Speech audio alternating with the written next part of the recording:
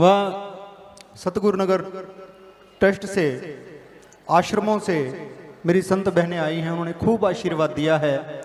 बच्चे आश्रमों से आए हैं, उनका प्रेम, उनका अथाह प्रेम कहूँ कि जिसका कोई बहुत विशाल हृदय है वही उसको समा सकता है। इतनी मोहब्बत हमें मिलती है हमारी बहनों से। और नंगली दरबार के हमारे आज मुझे लगता है कोई आश्रम ऐसा बचा नहीं होगा, क्योंकि कल से ही संत महापुरुष पधार रहे हैं, अपने समय के अनुसार समय दे रहे हैं, आशीर्वाद दे रहे हैं और जा रहे हैं। हम इन महापुरुषों के सदारी नहीं हैं, इनके आशीर्वाद से, सदगुरुओं के आशीर्वाद से हम लोगों का चलना है। अगर हम ये सोचें कि ये सब कुछ हम करते हैं तो हमारे बस का तो कुछ भी नहीं है। प्रेमियों, ये श्री सतगुरुदेव भगवान का असीम अनुकंपा है, उनकी असीम उनका आशीर्वाद है। और दूसरा जो आशीर्वाद है वो मेरे श्री गुरु महाराज श्री नंगली निवासी भगवान के जितने भी संत महापुरुष हैं, जहां भी मिलते हैं आशीर्वाद देते हैं, उनका मैं तो हार्दिक अभिनंदन करता हूं और बार बार करता हूं, स्वागत करता हूं। हमारे से बहुत सारी कमियां रह गई होंगी भंडारे में, बहुत सारा आप लोग देख रहे हैं, हो सकता है कोई अटेंड भी ना हो पाया हो। प्रेमियों, सत्संग तो आप सुन चुके हैं और बरसों बरसों से सुनते रहे हैं। अभी पूज्य श्री स्वामी सुरेश्वरानंद जी महाराज बहुत ही सुंदर उन्होंने स्वर्ण जयंती की व्याख्या की। ऐसे सरल संत बहुत कम हमें मिलेंगे अब जीवन में। बहुत बड़े बड़े महापुरुषों के आपने दर्शन किए आज इस मंच से, रात भी किए। और पूरा जो एक तत्व ज्ञान होता है, एक ब्रह्म ज्ञान होता है, वो इन संत महापुरुषों के मुखारविंद से हमें सुनने को मिला है। प्रेमियों, कुंभकर्ण था, रावण था, विभीषण था, और तीनों भाई थे और तीनों ने खूब तपस्या की गुरुदेव के कहने से।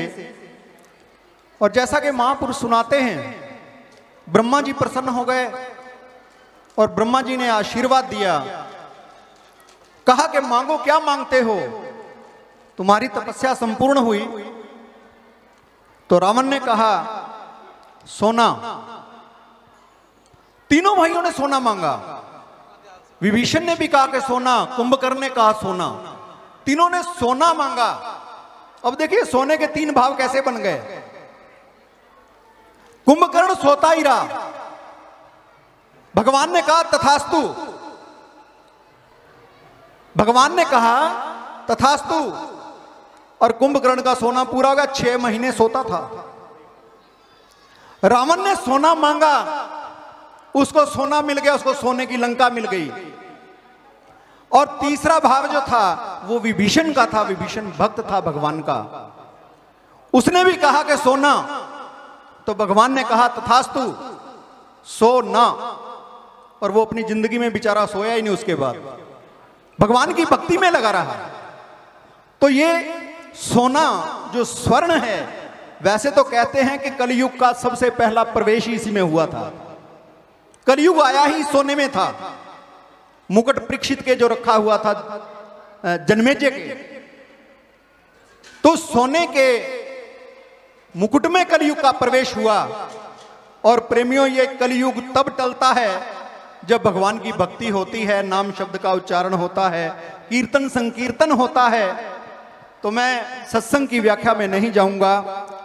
स्वर्ण जयंती का तो एक नाम है, एक माध्यम बनाना था श्री सतगुरुदेव भगवान ने, और हमें आशीर्वाद दिलवाना था।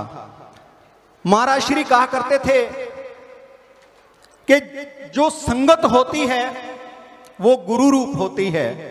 और प्रेमियों, सारी संगत को गुरु रूप मानकर मैं तो प्रणाम करता हूं। आपके हृदय में मेरे श्री सतगुरुदेव भगवान का निवास है, आपके हृदय में वो साक्षात है आत्मा के रूप में। भगवान कृष्ण ने कहा भी है इस भाव को, ईश्वर सर्वभूता नाम हृदय अर्जुन तिष्ठति, कि हे अर्जुन, मैं आत्मा के रूप में सबके भीतर निवास करता हूं। मैं आत्मा हूं, तो आत्मा तो चींटी से लेकर ब्रह्मा तक है, तो उससे छिपा, उससे अलग, उससे जुदा कोई भी नहीं। हर के भीतर मेरे श्री सतगुरुदेव भगवान का निवास है। प्रेमियों,